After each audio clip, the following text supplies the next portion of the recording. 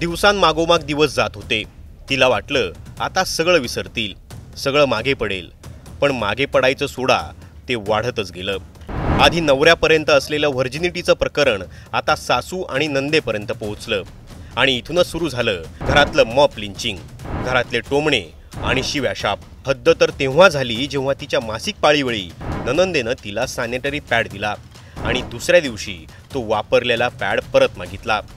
सासूने तो पॅड तपासायला घेतला तेव्हा मात्र हद्द झाली। ही अशी गोष्ट होती जी कुणीही मुलगी आपल्या घरी सांगू शकत नाही आणि इथंच तिचा बांध फुटला।